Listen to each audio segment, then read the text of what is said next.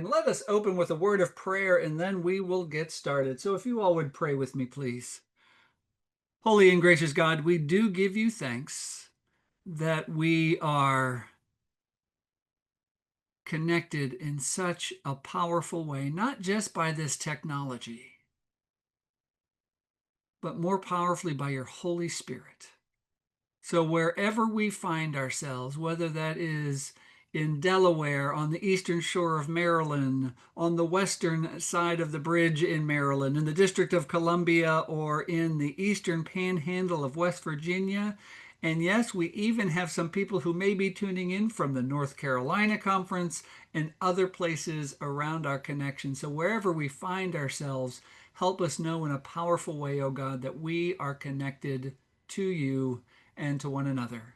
We ask for your Spirit to be with us tonight, to give us insight, wisdom, and understanding as we share what it means to reach and welcome new people, all in the name of Jesus. Amen.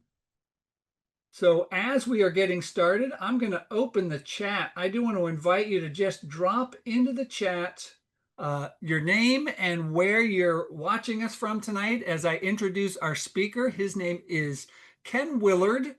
I can never get what your title is right now, but he is with the West Virginia Annual Conference. Ken is a layperson.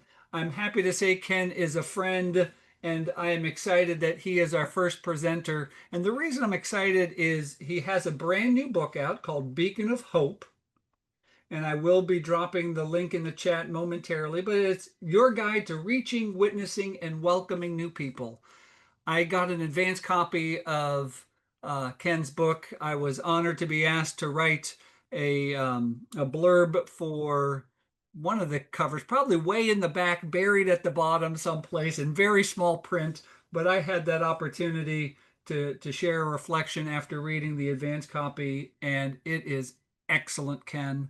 And I say that now, particularly, I have been traveling around both the Peninsula Delaware and the Baltimore-Washington conferences, visiting churches on Sunday mornings, and some of our churches are doing a very good job at welcoming people who they may not know, and others have some work to do. And I think this is just an appropriate time to bring you in. I do notice somebody's hands are up, so I will do the reminder that if you have a question, do not put your question in the chat. I will miss it. Put your question in the Q&A feature, and we will get to the questions as we can tonight. But without further ado, Ken, welcome to Training Tuesday Season 7. Thank you, Bill. It is so great to be with you and everyone tonight. So I'm going to jump in and I'm going to share my screen and I'm going to go through part of a presentation that shares some of the concepts from the book. So I know we're going to have time for Q&A and stuff at the end, but I'm also going to take some opportunities between now and then to maybe open up the chat and just have a little bit of interaction. So Zoom webinars are great, but it is tough always, I know, with the interaction piece. So yes, Bill mentioned earlier the book is Beacon of Hope, and just came out in July of this year. So. And yes, Bill, my title has changed. So I am the director of Faith Communities ReNEWal for the West Virginia Conference of the United Methodist Church. I'm also obviously a published author. Beacon of Hope is my number eight book. And I'm also a professional coach and a church consultant. So I have a few different hats I get to wear. So the book is broken down into two main sections. After you get past, there's an introduction and a spiritual formation section, but then there's the first section is about reaching new people, and we'll touch on a few of these as we go through. And then the second part of the book is about welcoming, which obviously includes hospitality, first-time guests, connections. So tonight, I'm sharing this mainly because we're not going to touch on all of these topics tonight, but I just wanted to give you kind of an overview. They do all go together in ministry, so it's important to connect them. So I'm not leaving anything out because I don't think it's important. I'm just honoring our time tonight. So you may have seen this report when it came out late last year, early this year. Barnard and Glue do a state of the church, and then they do updates throughout the year. And a new update just came out a couple of weeks ago. But one of the things, just striking is 61% of today's U.S. Christians believe they have a personal responsibility to share their faith. Now, if you're not familiar with this, this is not United Methodist. This is kind of all Christians, but obviously we're in that group. And then another finding from the report, nearly 3 in 4 non-church going U.S. adults have not been personally invited to a church in the past year. Again, we're seeing a lot of trends going on right now in the Christian world in the United States and beyond. But in the United States, one of the things we're seeing is really a renewed openness to connecting with faith communities. That looks a little different everywhere, but those are some of the things that I think are important for us to consider as we look at reaching new people. The um, the introduction piece, um, there's a couple of things I just want to highlight. So I don't think this is news to any of us. We're really living in a time of division. There's a lot of us and them. And while that's not limited to the United Methodist Church, and it's not limited to Christian churches, uh, we're in that. And in culture, in the church, all around us, there's a real division. And one of the things that I think can help us is a renewed spirit of reaching new people, sharing the good news, and also biblical hospitality.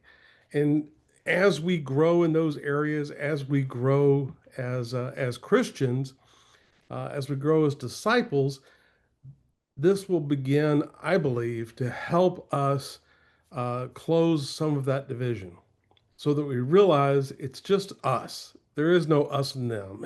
We're all part of the same family. The United Methodist Church, if you're familiar with the Book of Discipline, in the Book of Discipline, the United Methodist Church defines itself as a connectional system. Now, my hope and dream is that that's exactly your experience. My experience has shown me over the past 20 plus years of full time ministry that not every church, not every pastor, not every member of the congregation feels very connected. So I think this is connected to the division, but uh, I don't think it began with this division in culture and in the church. I think we have been drifting away from our true connectional system for a long time. Uh, there's also been a movement in our church called the Lighthouse Congregation Movement, and you may have experienced some of this in your area. In the West Virginia Conference, because we dealt with this affiliations differently than other conferences, when we started Lighthouse congregations, they really weren't to address people who found themselves without a church. So, because of that, we were able to focus our Lighthouse congregation movement on areas like the connectional system, like hospitality, like welcoming first time guests, and also about accessibility. So, that's a piece that I have tried to weave through the book. Now, in the book, I don't really focus on the fresh expressions movement. I do want to highlight that is another powerful movement that is going on all around us, and I do think that it's very connected to where God is calling us next. So I think that's a part of where we're going as a church. And then finally, accessibility. Uh, as a church consultant, as a member of staff on a conference, I have really seen that we have a real challenge in many of our church facilities around accessibility. And I don't speak for that community. I don't speak for those who are focused on that particular movement. What I'm trying to do, especially in the hospitality part of the book, is to be sure we don't discount or we don't forget about how accessibility impacts hospitality. So again, those are just some pieces touch on in the beginning to kind of set a foundation. So I want to look at evangelism and witness, and Bill, if we're able, this is where I'd like to do the first quick little chat. But when you hear the word evangelism or the word witness, what comes to mind? If you would drop just a word or two in the chat, what comes to mind when you hear the word evangelism and or witness? Chat Unless is open. We have testifying, Mhm. everyone, testimonials, faith sharing, sharing Jesus, share faith, connection and sharing, upreach, hope, Very good. witness, faith sharing, sharing self, Wow. witness, outreach, sharing a faith. Okay, so let's put a pause on that for just a second. And now let me ask you the second question. How do you think others in your church define these words? Or maybe what word or two comes to mind do you think when the people in the congregation hear evangelism and witness? Building relationships, fear, scary, sharing, preaching, outreach. Someone else do it. Yes, right. That's Ooh, right. ow, unequipped. Yeah, Reaching out to others, preaching sermon. For prior question, my neighbors decades ago who led me to the Lord, spreading the gospel, sharing personal testimonies, preaching. Appreciate good. That's all of the answers. that's I'm still great. That's deciding. a good variety. So I would affirm all of that. I'll also say in my teaching of evangelism classes, in my work with churches, often there's a lot of fear. There's a lot of I'm not equipped, I'm not gifted in that area, I'm not trained. So what I would encourage for all of us is to think about it in terms of ourselves and to also think about it in terms of how do we help equip others in our church. So I'll let you think on that as we go through the rest of this section. So there's lots of great definitions of evangelism out there. I'm sure everybody on tonight could come up with their own, wonderful definition. What does that look like? There's a great book, Models of Evangelism, and really talking about, you know, messengers, bringing the good news. And I love that. I think that's a great image and a helpful image. There's also, the wonderful scripture from Isaiah 52. How beautiful upon the mountains are the feet of the messenger who announces peace, who brings good news, who announces salvation, who says to Zion, your God reigns. So, we've probably all either preached or heard messages about beautiful feet and bringing the good news. And I would challenge all of us. How do we begin to talk about evangelism, talk about witness in a positive way, especially understanding that others may have this fear or this concern or whatever it might be, but how do we help open that door to others? So as we continue to think about evangelism, there's another definition for me, this one speaks to evangelism more than just about anything. This is from Unbinding the Gospel, Martha Grace Reese. Anything you do to help another person move closer to a relationship with God or into a Christian community. And I think for many of us, that's very close, if not exactly the definition of discipleship. But I think it's important for us to also understand, uh, where does evangelism fit? Is it discipleship on one side and evangelism on the other, or are they connected? Is there some kind of larger connection going on? So all of these, I'm going to pass over this. So all of these, I think, are good just to help us begin to think about evangelism, think about it in different terms. There's lots of research out there. Bill knows I'm a real research and data nerd. I love all the statistics and stuff. But there's been lots of research over the years. Most of it shows that about 1 to 5% of Christians have the spiritual gift of evangelism.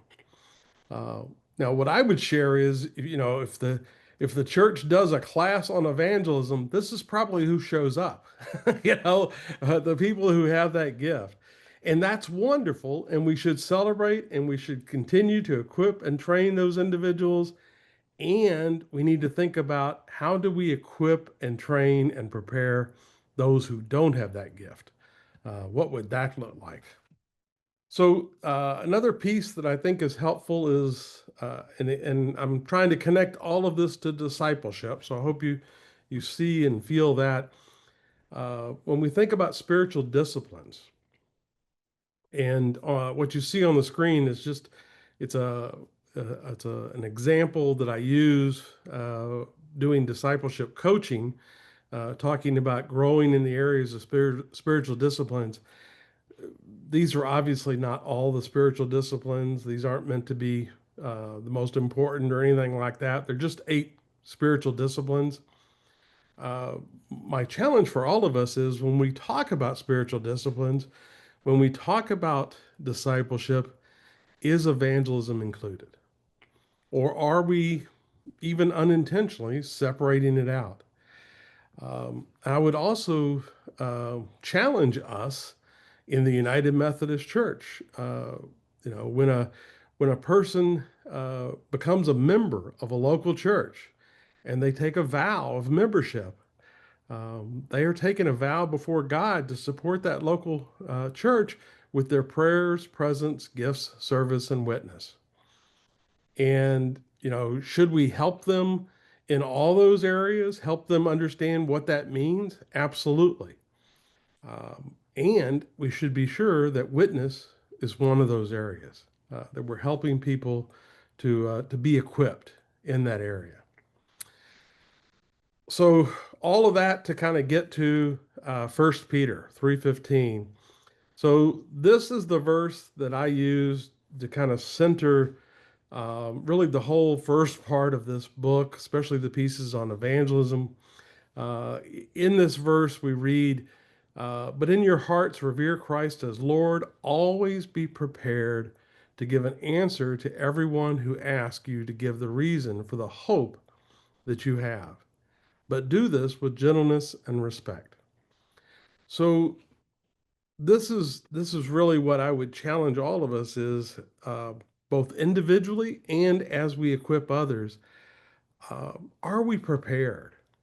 Are we prepared to share with anyone who asks the reason that we have hope? Now, I pray that all of us have hope, and that we're ready and prepared to share the reason for that hope. Now, I would also emphasize, the last sentence here, but do it with gentleness and respect. How do we do it? We're not selling something. We're not trying to force somebody into anything. But we're responding when someone asks, about the hope that they see in our lives. Now, if we're not being asked about that hope, that's a different challenge. That's something we need to answer for ourselves. Do people see Christ living in me? I've had people say, well, My life is my witness. That's wonderful. At some point, somebody should be asking you, where does that hope come from? And we need to be having that conversation. So I think this is a great verse for us to really to think about and use when we talk about evangelism. For me, that's really the purpose of this is evangelism being ready to give that hope. So there's a term, it's been around for many years in the church world. It's gone by different names, but I like relational evangelism. So this is something that I have found very helpful to share with people because there is often this fear and this negative image that is already in their minds about evangelism, about witness, about sharing with others. So, a powerful story. Again, go to Mark, and we read about the encounter, the four people tearing through the roof, lowering their friend down so that Jesus can heal him. And in that story, it's powerful for many reasons. But in that story, there's a verse I think that sometimes gets lost, and it's where we read when Jesus saw their faith. Uh, Now, does there include the man that's on the mat? I tend to think it does, sure, but it's not just the man on the mat's faith that Jesus saw. Jesus saw the faith of his friends. And I think that's a powerful story for us to think about. It's the faith of our friends bringing us to Jesus. And how do we live that out in evangelism? So um, so a couple of things to think about. What would help members of your church invite unchurched people to church? What would be mechanisms, tools, equipping, training? What is it that might help them? The other side of that coin, what's getting in the way? What might be a barrier that's preventing people in the congregation from inviting unchurched people to church? And those are things for us as ministry leaders to wrestle with. What can we do to help, and what might be getting in the way? So those are things to just consider as we think about equipping and training people in our congregation. So I always think it's important at this point to talk about, who are we trying to reach? Um, we're not trying to take sheep from somebody else's church. Jesus never said, go take somebody else's sheep. There's more than enough unchurched people out there. I tend to use the term unchurched. I realize that's not the only term that's out there. For me, it kind of covers a large umbrella.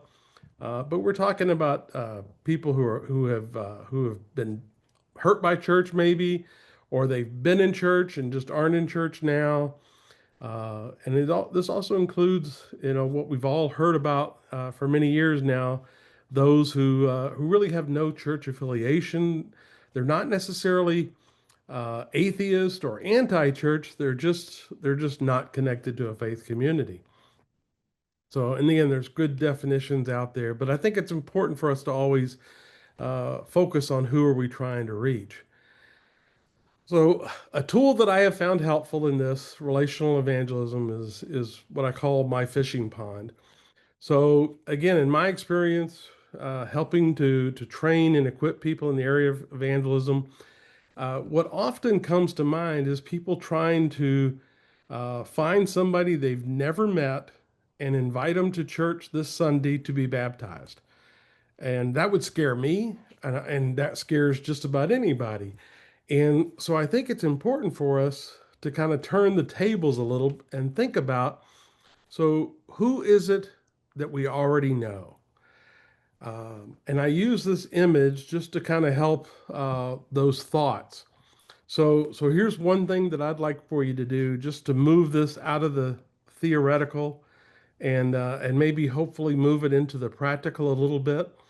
So I'd like for you to really think about. So who is it in your immediate family? And you can define immediate family however you wish, but who is it in your immediate family that you would consider unchurched? And if you have a way to do so, I'd encourage you to actually write their name down. Then I would expand the circle. Who is it maybe that you would consider a relative that is unchurched? And then if you need to, and only if you need to, excuse me, then expand it further. Who might be a close friend? Who might be a neighbor? Who might be somebody you work with? But the furthest out should be just acquaintances. So I have found that helpful because, again, many people start on the outside of the circle and work in. And what I would encourage is start at the inside and work out, only if you need to. In my experience, most of us have some immediate family, some relatives, some close friends who we would categorize as unchurched. And that's where I believe God is calling us to focus on first. Focus on those who are closest to you already, and be prayerful about having some conversation with them, especially as they ask. They ask about the hope that they see in you and your life, that might lead to an opportunity to share your story. So I again, like everything, there's much more in the book. I'm just hitting a few highlights as we go through. So I know, like the word evangelism, the word testimony has baggage today too. But I use that in our setting. I hope this audience is okay with that. But you can call it your story, whatever you want to do. But your story has value. Nobody else has your story. Uh, there's lots of Bible scriptures. There's lots of things that we might share, but you're the only one that can really share your story, and you know it. Because you're the authority. It's your story, and honestly, people love to hear stories. So when you think about somebody asking about the hope they see in you, I hope you then begin to consider, so what is your story? What is it that you would share with someone? And while there's lots of different elements and there's no one answer for anybody, I do think a critical piece of it is, what difference has God made in your life? Um, so not necessarily talking about your church or how great your church is. That's all good stuff. But I think a big piece of your story is, what difference has God made in your life? And the more comfortable we are articulating that, then I think the better prepared we are. If you remember the first Peter, always be prepared. And I've started referring to it as kind of that elevator testimony. If you've ever heard, especially in marketing and sales, you need to be prepared to share, the pitch in an elevator. So in 60 seconds, how would you share? And I don't think it's about 60 seconds, and I don't think it may ever come to an elevator, but I do think that's a good concept to keep in mind. How do we share our story clearly and concisely and have it open the door to more conversation? So a big piece of our sharing our story should be listening to the other person. So hopefully the story that we do share leads to conversation. It's not a sales pitch. It's not something we're doing out of memory, but we are prepared for it. So I hope some of this is helpful. I hope it triggers some ideas, some thoughts for you. Again, another book, Embrace, great resource. Just talking about kind of the difference between evangelism and conversion. And I know in a lot of contexts they get kind of mixed together, but I think it's important for us, and especially as we equip others, to really be clear on the difference. And I love this quote. You know, when it comes to evangelism, we're only responsible for making the gospel known. That's our role. So how do we do that in such a way that it excites someone and they want to know more?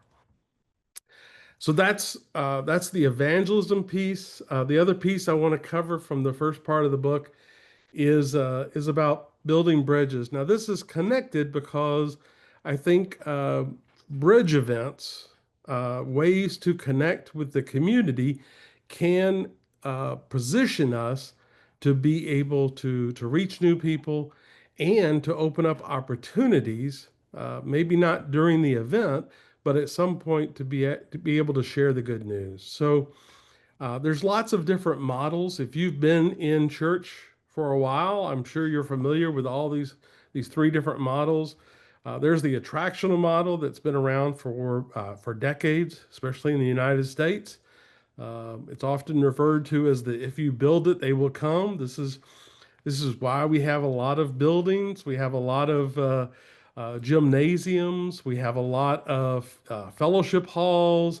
There's been a lot of work over the years to build things with the idea that if we just build this education center, if we just build fill in the blank, people will come. And I think that model still has value today. I don't think it's helpful for us to throw that model out. I think it's important for us to also understand there are other models um, out there, and one of them is the engaged model. This is a model that really kind of swept the nation. I want to say early 80s, around that time. Going out into the community and inviting people to come to church. There was natural church movement, growth movements, things like that were connected to this. We came to you, now you come back to us.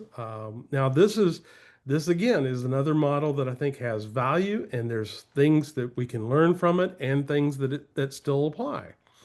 And then the fresh expressions, the incarnational model. We come to you and we stay with you.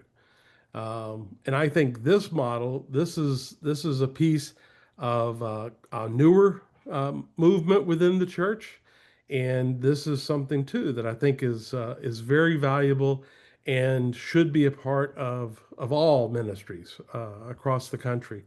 So what I would encourage is I think every church needs to have all three of these in place: attractional, engaged, and incarnational. And how, if we think about them as like lanes on a highway, uh, the attractional is a one way lane. We're trying to get people to come from the community into our church. The engaged is two-way, but it's going out and then having people come back with us. And then the incarnational is a one way. We're going out and we're staying with you. And I think in 2025 and beyond, uh, ministries that are healthy and vital have elements of all three. And we're looking to expand each of those lanes. So, I would encourage you to think about, which lane is the largest in your church today, which of those three is working well. And I would also encourage you to think about what would it take to widen each of those three lanes? What would it take to reach more people in each of those three different models that we just talked about? So I do think bridge events can be a helpful element of that. And again, like everything else covered tonight, there's a whole section, a whole chapter on bridge events. But these are events that were specifically designed to reach people who are not attending a church and invite them to come to a worship service in a safe, non-threatening way. So these events are different in every church because every church context is different, every church community is different. But there are lots of great examples of that. These fit more into the engaged model lane, if you will. But I think there's elements of all three. And these are things that can be done by any size, any type church. and I've seen them done all different ways all over the country. And I think it's something that every church should prayerfully consider. How can we take a step and really create a bridge to our community to reach new people?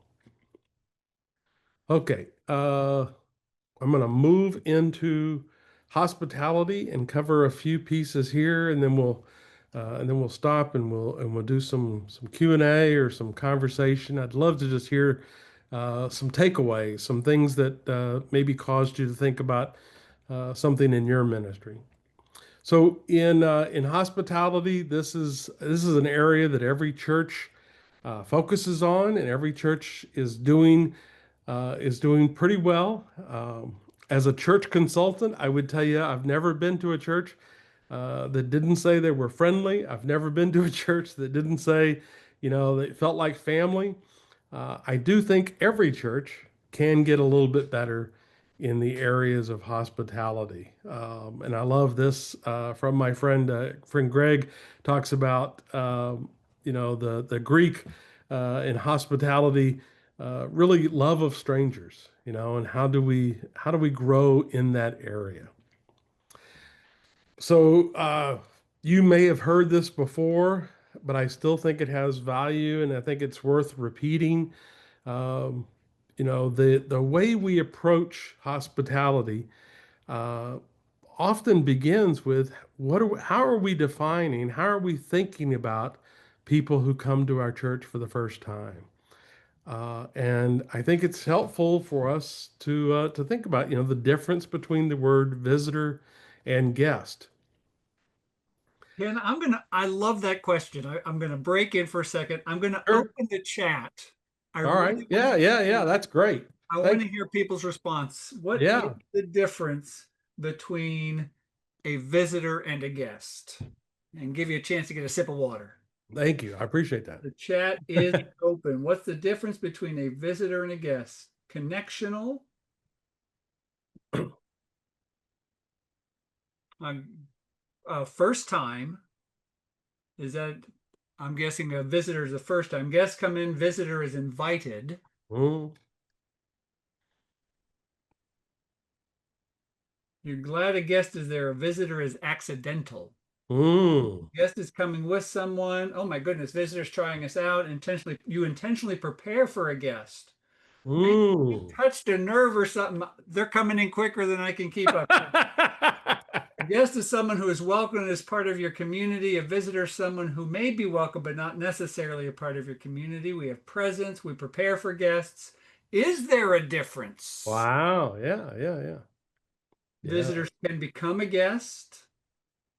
A guest has been engaged and invited. Visitors are sometimes incidental. Visitors just stop by. A guest you are prepared for. I think that the difference I use, Ken, is in my own home. The visitor is somebody I'm not expecting and I may not be prepared to receive. Yeah. And when I know I'm having a guest, Right. there's a lot I do to prepare to have a guest, clean up, Oh, yeah. my best stuff out. And it's kind of that same attitude that I never know at church if a guest is showing up, so I better be ready. Right. Very good. Very good. Guest is more personal. These are some great answers. I'm going to That's wonderful. That's save the chat wonderful. for today. Great answers. Carry on. Yeah. Thank you, Yeah. Ken. Thank you. Thank you. Yeah, I would echo what Bill was saying. So, uh, you know, words are important, and it's more than just the words. So, what I would really encourage us to think about, it's not just, going to our church and saying, okay, we're not going to use the word visitor anymore. We're going to call everybody a guest. Well, that's nice, but it may not really change anything. It's more about the mentality of those words and what we're trying to convey. So in hospitality, I would the example I use is very similar to what Bill just shared. Imagine a typical person, 2025, they're at home with their family, and the doorbell rings or somebody knocks. Uh, I don't know about your community, but in many communities, people people not only don't go to the door, they'll hide and they're not going to, it's not like the way things were a long time ago. So, if you think about a visitor, it's unexpected. Somebody who's coming, if we open the door, we probably aren't just saying, "Come on in and sit down." We're wondering, so why are they here? Um, we're looking for how do we end this as quickly as possible. So visitor does have a certain connotation that comes with it, and then guest, again, like Bill was talking about, when we have a guest coming to our home, most of us prepare, and we're cleaning up, we're making sure that we've got a meal ready maybe or something.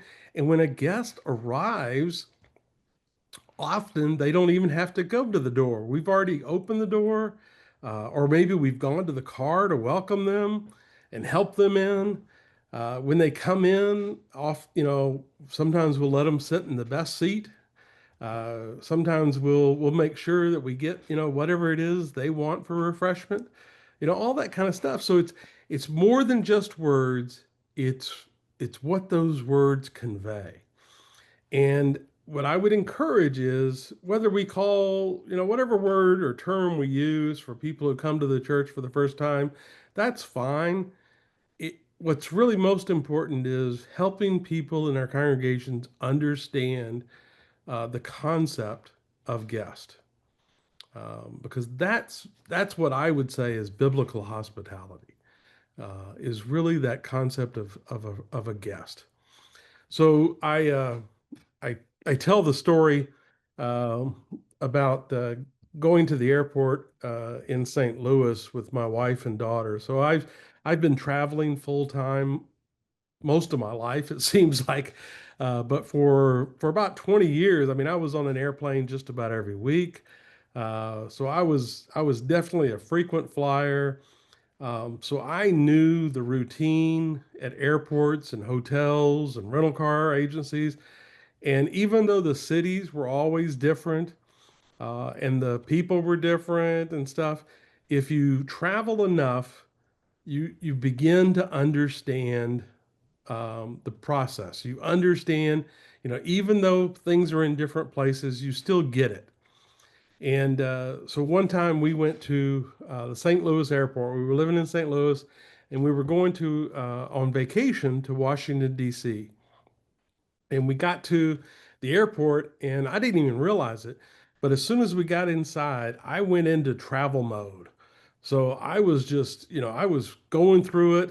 And it wasn't until we hit security that I finally turned around and saw my wife and daughter standing, 20, 30 feet behind me, and they were just overwhelmed.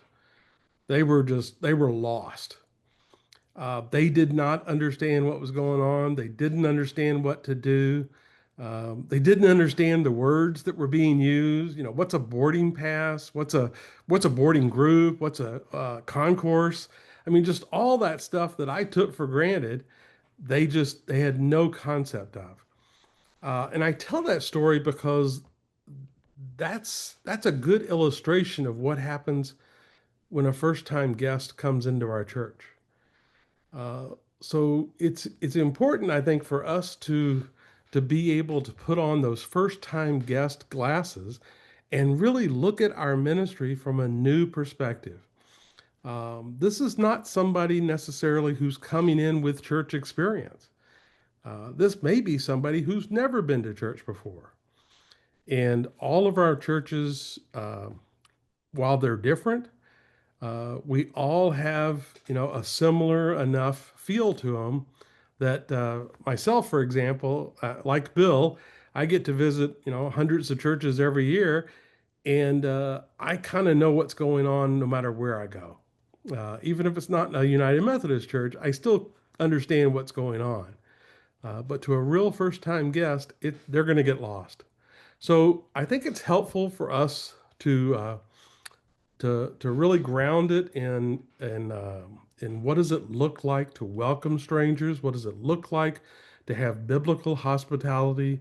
Um, keep loving ourselves like family. That includes us who are still here, but don't forget about hosting new guests into.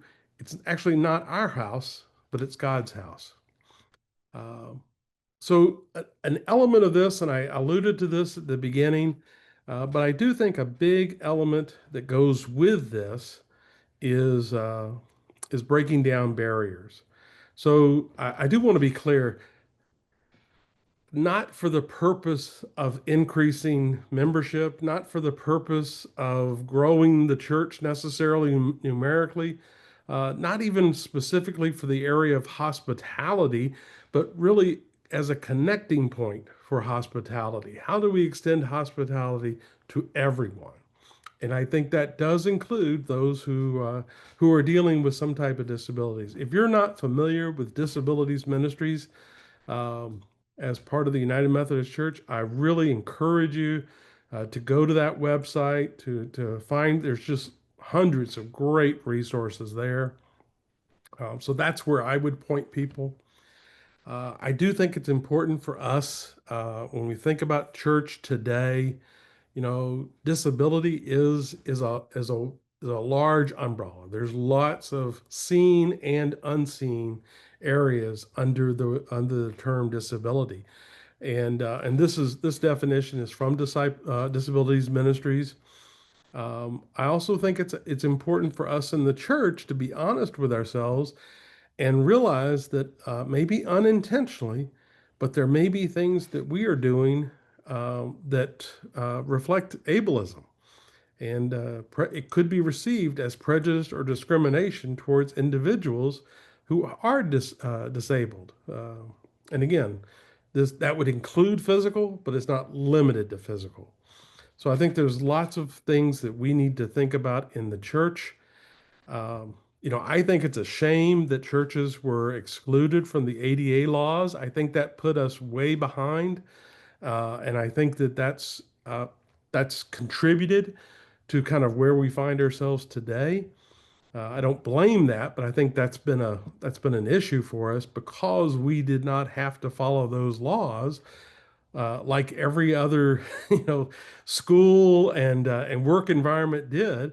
I think that's kind of put it out of mind, unfortunately, in many of our churches. So I do think it's something for us to be focused on. Disability does in fact impact all of us. Latest CDC studies show that 1 in 4 adults in the United States have some type of disability. So this is much larger than most churches realize, and in my experience, often don't even think about it until there's a person in front of them who has some kind of seeing disability. So I just think it's an area of growth for all of us. And it's connected, I believe, to hospitality. It's not only hospitality, but I do think it's important for us to think about. Uh, in obviously radical hospitality, Bishop Snazy covered this in his book, but I think it's important for us to think about what does different hospitality look like today, and I would say radical is unexpected.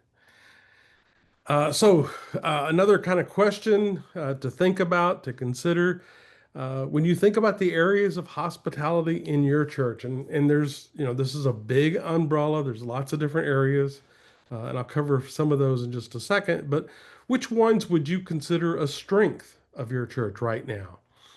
And what I would share with you is those areas that you consider a strength, those are probably the ones where you can grow the most. Those strength areas of hospitality probably have the largest potential. Uh, and be careful not to take them for granted or to just assume that they're going to continue to grow. Now, with that, I would also say, what's one area of hospitality in your ministry that needs some attention? And that's a good place also to focus on just taking a step. What would be one step that would help you get just a little bit better in that area of hospitality. So uh, we're gonna connect this to first time guests. We've talked a little bit about first time guests, but now what I'd like to do is just kind of share with you a process that can be helpful as you're thinking about first time guest. So this is something that I have done in many churches, and I encourage churches all the time to do, but to really go through the process of quote unquote visiting your church for the first time. And it starts with the church's online presence. Most people today, if they're not familiar with your church, they've not visited your church before, they are probably using Google or something similar to find churches in their area. They are probably not typing the name of your church in, so you might try that. They are also most likely doing it on some type of smartphone, and I would encourage you to do that too. What is it that comes up when you start searching for churches in your area? Does your church show up? When you go to your church website, if you were a first time guest, could you find the address to your church? Is it easy to find? Most first time guests, still today, their first encounter with the church is still a worship service. That's not exclusive, but that does still apply today. Most first time guests, first encounter with the church is a worship service. Can you easily find what time your worship service is? Um, and again, so I would consider myself a professional in this area, and I can't tell you how many times I've tried to visit a church and either couldn't find where they were or couldn't find the worship time or something like that. And I know what I'm doing. I know how to look for it. And so sometimes that's a real challenge. The next piece I would encourage is, get in your car, use the directions that come up on your maps, when you put in the address for your church, and drive to your church and see how easy that is for you to get there. And then try to park as a first time guest. Would you understand how to park, where to park, all that kind of stuff?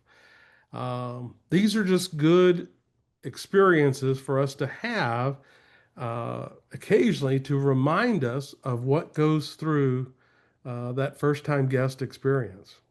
When you get to the church and you do park, can you figure out where to go in? I used to joke about this. This was one that I never really expected to discover was such an issue. But there are many churches where it is hard to figure out what door to go in. And I would connect this to the next one, signage. Uh, you know, for church members who have been attending that church for a long time, it's not hard to find out or to figure out where to go, where to come into the church. And long-term members don't need signs. So it's really about hospitality, especially for first-time guests. Can a guest find how to get into the church? Can they find how to get to the sanctuary? Can they find how to get to the restroom? Now, the best thing is not a sign, but a person. A person always trumps a sign. Um, but signs are a good backup, just in case there's not somebody standing there. Signs are good to have. And then nursery and children's ministries. Um, in in in the latest reports and stuff that we're seeing about church attendance, Gen Z is outpacing every other generation for church attendance. And we are seeing a lot of children and youth and all ages coming into churches for the first time in many cases. And now is a great time, a great season to go and take a first time guest look at areas like nursery and children's ministry. You don't have to have the very best in the world, but it certainly needs to match what children and parents, especially, are experiencing elsewhere, specifically in schools or daycares and things like that. So if their experience in your church happens to be like going back in time, now may be a good season to start updating some stuff. Worship, worship is a great place. Again, it's still the main door. It's not the only door, but it's still the main door where people are connecting with us. And when I talk about worship, I'm talking about in person and online, however your church is doing those. But this is where I would challenge, look at the bulletin. If you're using bulletin still, can somebody understand the words, the language, the abbreviations? Um, how does a first time guest really figure out what's going on and what's happening? How do they follow along? It's also very important in worship, I think, for us to always expect there's somebody there for the first time. So if you want a piece of kind of low hanging fruit, uh, the very first step I would encourage a church to do is make sure we're introducing ourselves. Don't assume that everybody in the congregation knows who we are. It doesn't hurt anything to introduce, if you're preaching, to introduce yourself every time. It may feel unnecessary, but if you do it every time, that one time there's a first time guest, it'll feel natural. It won't feel forced. So that's just an example, but there's lots of things that we can do to help make sure the first time guest experience is good in a worship setting. And finally, the last piece here, restrooms. I would just say, again, it may seem like a silly thing, but restrooms are a good reflection of a church's hospitality. Are they clean? Um, is it somewhere you'd like a first time guest to have that experience? Um, it's often a good place to do a little uh, cleaning up, painting, whatever it might be, but refreshing the area. So just some examples, but I think it's good for a church. I think every year to go through the whole process and really reflect on how are we doing in preparing for the first time guest that God's Spirit is going to send us. So, a couple of other examples that I'll give. The introducing yourself, I think, is one of the best places to start if you're not doing that.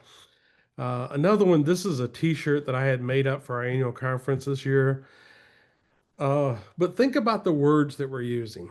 So when somebody in worship, especially, says, "Please stand," um, that's going to be received differently by people who are unable to stand or unable to hear us or have other unseen disability challenges. So whatever it might be, and it's not about not saying that as much as it is, this is just an example for us to really think about the words that we use matter. And it matters to a lot of people that we may not think about how it matters to. So it's not, please stand as an example. Please understand that. But I think it's a good example because, at least in my experience, uh, most churches still say something like that several times during a service. And I just encourage us find different words that we can use that would be more opening. The other example that I share, this came from years ago, secret worship experiences and things, but I think it's a great example. Most churches at some time during the month will say the Lord's Prayer, which of course is a beautiful prayer. Those of us who are in the church, we know it by heart. But I use it because, a first time guest probably doesn't know it by heart. And by the way, the version that you use in your church is not the only version. So even a churched person may not know the version that we use in our church. So it's important for us to open the door, to invite people in to the experience if they want. So sometimes when I share this, people will say, well, Ken, it's that we put the words on the screen or we put the words in the bulletin. So that's how we make sure that everybody, can join us. And I have to remind people, so if you think about the order that you're going um, in my experience, 90+% of the time, the pastor or someone is leading the church congregation in prayer. So they're praying for the concerns of the church, they're praying for those on the prayer list, they're praying for whatever. And then at the end of that prayer, they go into the Lord's Prayer. So if you think about that, if a first time guest who's never been to church before is sitting in your congregation, they most likely are following everybody else in the church. They have their head bowed, their eyes closed, and they're just listening to you pray. And when you and everybody else in the congregation goes into the Lord's Prayer, they still have their eyes closed. So it's not about changing anything we're doing. It is about explaining what we're doing. And in this example, and again, I just want to keep emphasizing these are just examples. These are not this. Please don't understand that this is the main thing. This is just an example. But all it takes is just explaining it. And we might say, in a moment, we're going to have a time of silent prayer. And if you have concerns on your heart, if you have things that you want to share, or you just want to listen to God's Spirit for a moment, we encourage you to do so. After a moment or two of silence, then I'm going to share some concerns for our church and our community and our world.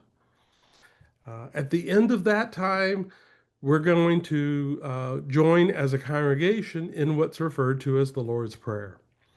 If you're not familiar with the version that we use in our church for that prayer, then you can feel free to open your eyes. They're printed in the bulletin or they'll be up on the screen. That only took a few seconds. I'm not changing what we're doing, but hopefully I am at least opening the door and inviting people in. And I think really that's what the essence of hospitality is. How do we expect that there's going to be somebody new there and invite them to join us? So uh, I'll wrap up this. And again, there's lots of other pieces we didn't have time tonight to cover. But I want us to think about culture for a moment. So I don't know if you're familiar with Netflix or other streaming services, but they all run on some kind of algorithm. So does social media, by the way. But we have Netflix at home, and in our Netflix account, both my wife and I have a profile. Well, because we watch different movies and shows, we're not always watching it together. Our two profiles are very different. So the movies that Netflix recommends to her are very different than the movies that Netflix recommends to me. And one of us could go into the other's account and watch a movie or a show that we like, and it really wouldn't change the algorithm that much. It would take a lot to change that algorithm because of the time and how it's built up, the history. And I would say there's a similar situation going on in our churches. So the culture that we have now for evangelism, for reaching new people, for witness, for hospitality, for all of these areas has built up over time. And we can make changes. We can make improvements. We can take steps. We just have to realize as leaders it's not going to suddenly change everything.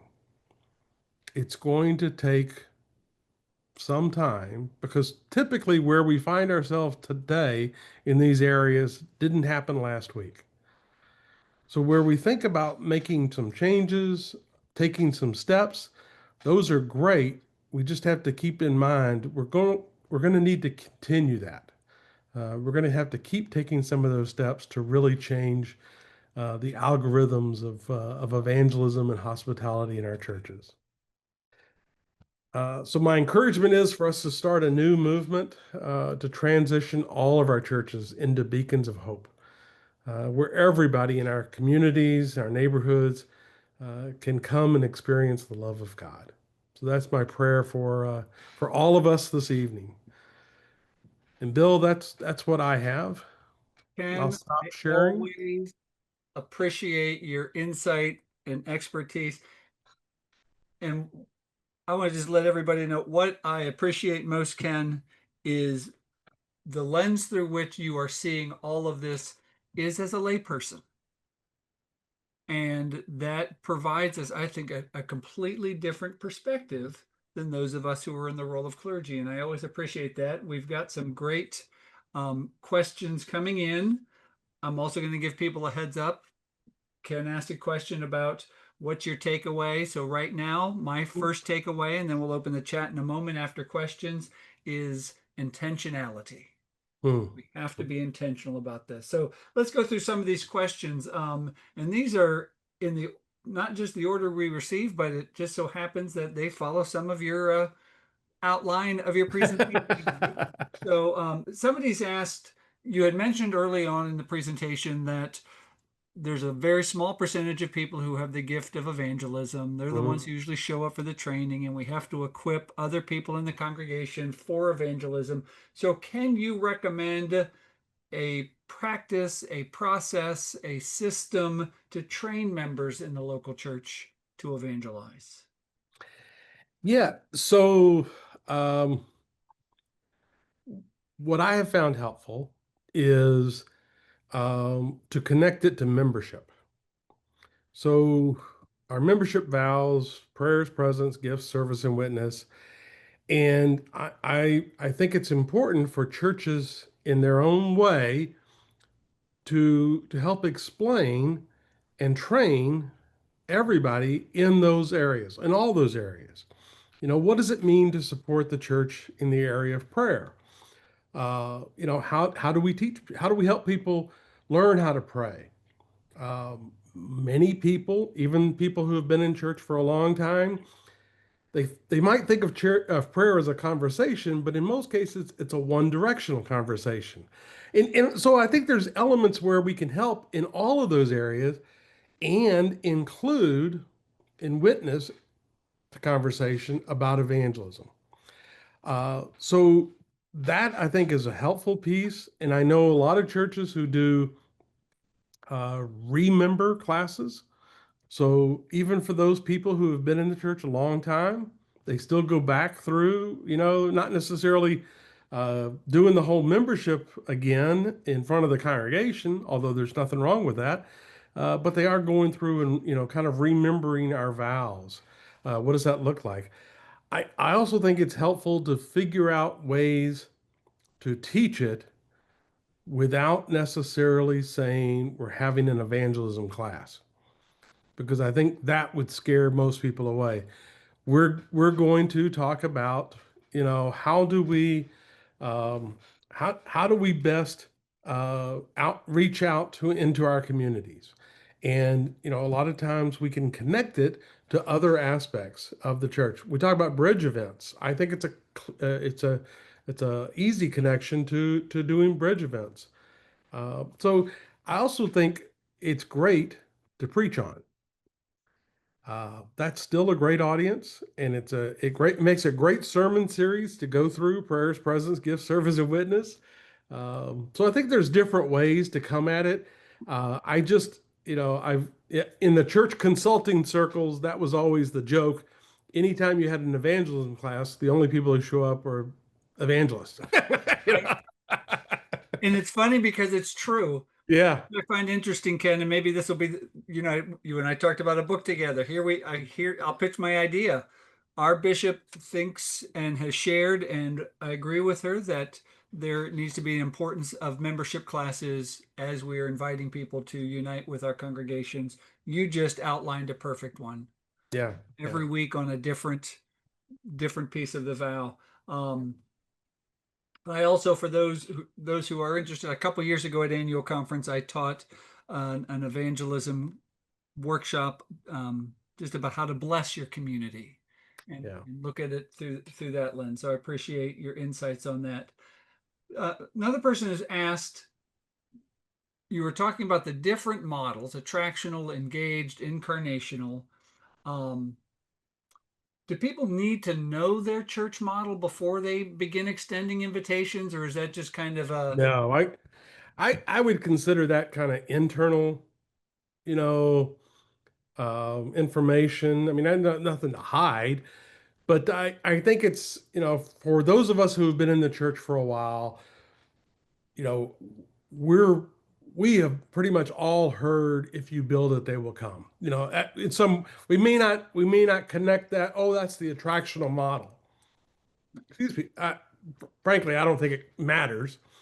I do think it is helpful for us to understand the way many churches were originally built and started and have operated for decades is in the attractional model. You know, figuring out ways to get people to come to your space? yeah, and the church locations, the church was in the middle of the square, the church was used for community gatherings. I mean, all that kind of stuff I think has a connection to it. And I really want to be clear, I think attractional is still fine. The danger is when that's the only thing we're doing. When that's our whole strategy is, we're here, come to us. I just think, that season has long passed. Well, you touched on something with the bridge events. We got several questions that just came in on that. Let's start. I'm going to give you the hard one first. So you talked about the one, two, three lanes of attraction invitation, creating a safe, non-threatening environment. And Yeah. in your experience, as you also highlighted, that there are many people who are threatened by the church environment, whether it's Yeah. because they think it's hypocrites, um, or just because they've been traumatized or hurt by a church. So how does a church, and specifically how does a congregation prepare their building inside and out to make it non-threatening? Yeah. No, that's a great question. So a couple of pieces. One is um, looking at it from that first time guest perspective. Now, another way to get at this is find a first time guest. Find somebody. Remember the circles with evangelism. You're thinking about, do I have a relative? Do I have a friend? Do I have somebody unchurched? You know, buy them a cup of coffee and say, look, we're trying to work on some stuff at our church. Would you come over and just go to a service, come in unannounced, all that kind of stuff, and just give us some feedback? Can you figure out how to get in? Can you, so I think preparing is part of that. Is how do we make sure that the space is safe and non-threatening and welcoming and all that stuff. Um, it's almost impossible for many of us who have been in church all our lives to really see it from a true first-time guest perspective. And I take it, I have been in the church all my life. And when I came on conference staffs, visiting churches for the first time can be Oh overwhelming. yeah. Oh yeah. And I have been trying to view it through the lens of the first time guest, and everything that you highlighted, I have experienced positively and not so Yeah, I positively. didn't make any of it up, and Did not. I experienced all of it and heard about it and read about it, and yeah. So So one little so the other teaser. piece with bridge events is my recommendation is always to do a bridge event somewhere other than church property. So because there is still there's people, and not necessarily people who are hurt by church, but just there's something about coming onto a church property and not being a church person. So bridge events, I think, are best when they're not done on church property. Now, I have seen some wonderful bridge events done on church property. It can be done, but it does That, take the that challenge leads to to a the different question, level. though, Ken, because we've gotten this twice. Give us an example. What Yeah. is a All right. bridge So event? so here's a bridge event that I saw. I worked with a small church in a rural area, and the parking lot wasn't even paved. It was gravel and stuff like that. And they were surrounded by farms. And they spent, and I always encourage churches, um, you can probably, any church of any size, you can probably do one good bridge event a year. So it's not about doing 100, but try to do one. And the very first step is prayer walking. So getting out into the community around your church and just praying about, how has God gifted your ministry, all that kind of stuff. So this church did that. They took it very seriously. They spent a nice season of prayer. And what they came back with was, we're surrounded by these farms. We've got all these farmers around us. So what they did is they had a cookout out. It was I think it was technically on church property, but it was kind of in a grassy area and stuff. They brought benches out and stuff, and they did a community cookout where they invited all the farmers to bring stuff from their farm. So all these farmers, I mean, they brought corn and whatever else they had, and they brought it out there, and it was almost like a community family picnic. But it was a bridge event because of other elements. There was an element of, at some point, somebody said, it was the pastor in this case, hey, we love doing this. This is great. It's a great opportunity for us to get to know our community. We just want you to know, if you don't have a church home, you are always welcome here. We worship every Sunday at 11 o'clock. That's it. There was no offering taken up. There was no money exchanged at all. You're not selling anything. It's not a fundraiser. It's not a fundraiser. There's lots of things that I would say are very important to a bridge event for it to be a true bridge event. And one piece of it is it's totally free. It's totally free. I have other examples, but I hope that one helps. And I would also invite people, you can reach out to me. We also have a team of vitality specialists who work on my team that we can help you talk through some of this. But last thing that came up is the use of the term member. Somebody said it sounds a little clubby, which may not connotate the idea of hospitality. So have you found any other? I mean, I think we know what we mean when somebody officially joins the church. Yeah, yeah. Um, So yeah, I I use the term member um, because I think membership can and should be a step on discipleship, not not to join a club. So when you think about when I'm joining a club, what's in it for me? So a member of a local church, it's me at the back of the line. It's me serving, not coming to be served. Um, you know, I, uh, I feel pretty strongly that we have devalued membership in the Methodist Church because we've kind of lowered the bar, and I think it's time to raise that bar up. It's not about getting more members, but I do think membership has a strong place in the church as part of discipleship. So I would not say this is members only. This should be anybody who's part of the church. And so, in fact, in many churches, there are people very involved and serving and engaged in all kinds of areas who aren't members, and I celebrate that. I think that's wonderful. I look at it, we often hear membership has its privileges, and Yeah, I look at it in the church world, membership has its responsibilities. yeah. Membership is upside down, Yes, and it's and in the church world, it really should be about putting that white towel over our arm and how do we serve others, and that's why I think it still has a place. yes, I think the problem is we made it the target, and we forgot the true target is discipleship. Uh, yes.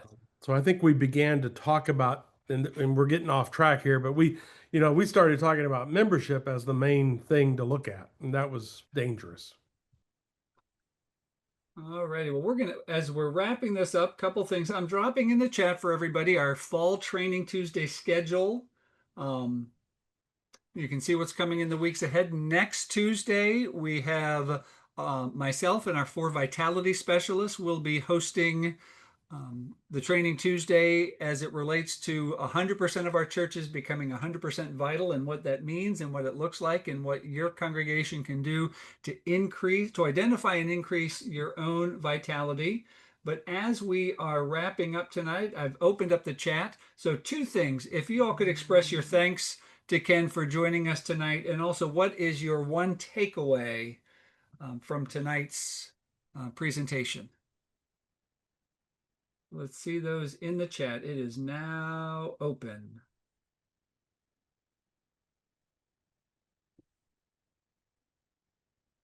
We're getting some thank yous. Hospitality is not one size fits all.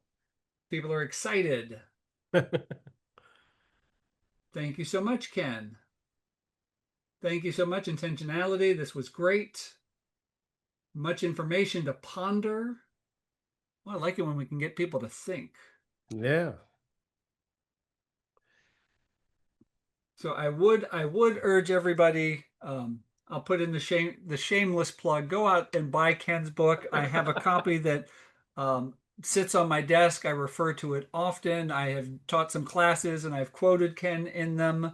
Um, it makes a great study for your leadership team, or if you have a witness team or a hospitality team, or just a group for your. We'll put for the Baltimore-Washington conference your hub that you're now in, or I know in the Peninsula Delaware Conference, they're starting to organize around some clusters, and those are some great ways to study this book together. While Ken may get something from the sales, I don't. I'm pushing it because it's a really, really good and timely resource. So Ken, again, thank you so much for helping us kick off this season 7. And everyone, thank you for joining us tonight. As we said earlier, we are recording and we will post it later this week. But please register for next Tuesday's Training Tuesday. And until then, have a blessed evening and a blessed rest of your week. Good night, everyone.